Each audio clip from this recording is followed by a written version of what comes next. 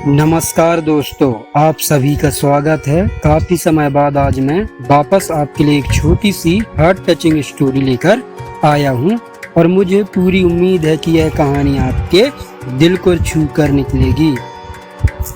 तो आपका ज़्यादा वक्त ना लेते हुए मैं इस कहानी को शुरू करता हूं। एक बार की बात है, एक बार एक अध्यापक एक संपन्न परिवार के शिष्य के साथ कहीं जा रहे थे।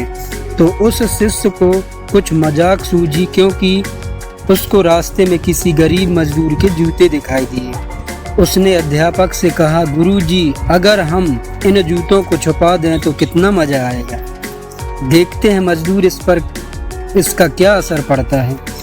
अब उसको तो मजाक सूझ रहा था, लेकिन गुरुजी ने कहा कि नहीं, गरीब इंसान के साथ इस तरह का भद्दा मजाक करना ठीक नहीं है। उसने कहा, क्यों ना हम इन जूतों में कुछ सिक्के डाल दें और देखें कि इसका इस गरीब मजदूर पर क्या प्रभाव पड़ता है। उन्होंने ऐसा ही किया। जैसे ही मजदूर अपना काम करके लौटा और उसने एक पाँव अपने जूते में डाला तो उसको कुछ कठोर सा महसूस हुआ।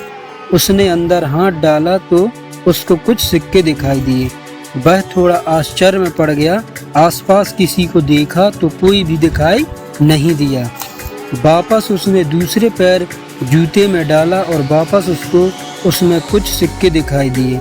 अब दोनों जूतों के सिक्कों को उसने अपने हाथों में रखा और प्रभु की तरफ इशारा किया।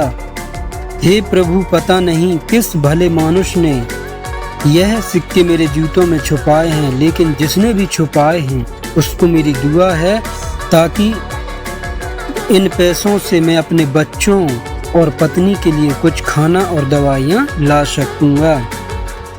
और इतना बोलकर वह चला गया। इस बात को शिष्य और अध्यापक दोनों सुन रहे थे।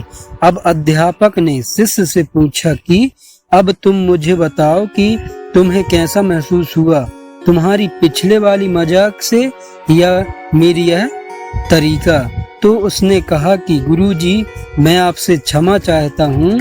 अब मुझे समझ आ गया है कि सच्ची खुशी किसी चीज में है। जब हम किसी की मजाक उड़ाते हैं तो हमें कुछ पल का आनंद मिलता है, लेकिन इससे हमें बद्दुआ मिलती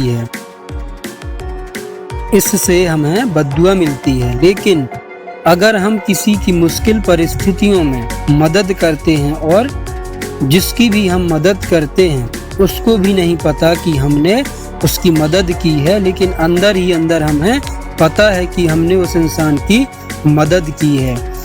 यही सच्ची खुशी है। जब हम दूसरों को खुशी देते हैं तो हमें सच्ची खुशी मिलती है।